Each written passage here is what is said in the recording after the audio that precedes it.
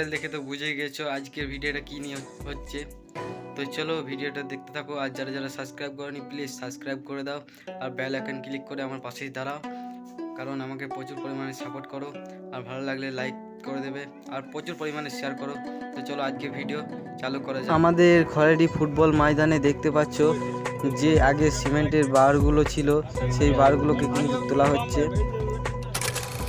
এখানে কিছু ছেলে মিলে সেই বারগুলোকে তুলছে, তার সঙ্গে আমিও আছি।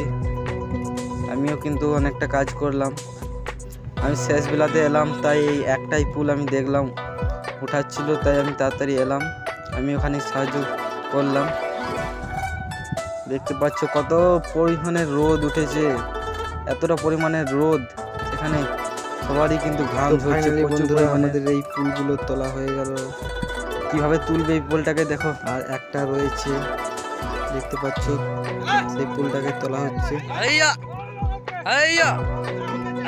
দেখো কিভাবে তুলছে, দেখতে পাচ্ছ কত পরিশ্রম করে পুলটাকে তুলছে।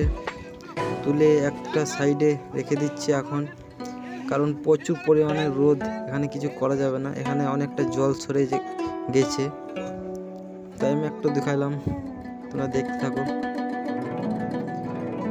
এখানে রাখা হলো, এই যে এই বারগুলো কিন্তু গাদা হবে, এগুলো ইউক্লিপ্টার গদি। এখানেও কিন্তু জল সরে গেছে, এগুলো এখানে ছালগুলো ছাড়ানো হচ্ছে।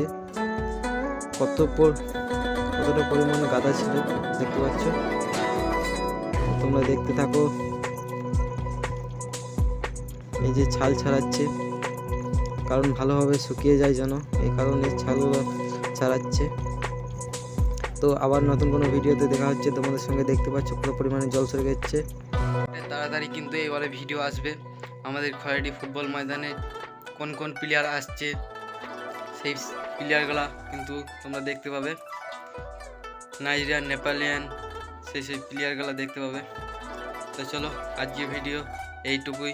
আবার নতুন কোনো ভিডিওতে আমি খুব তাড়াতাড়ি আসছি, তাই চ্যানেলটাকে সাবস্ক্রাইব করে বেল আইকন ক্লিক করে আমার পাশে থাকো।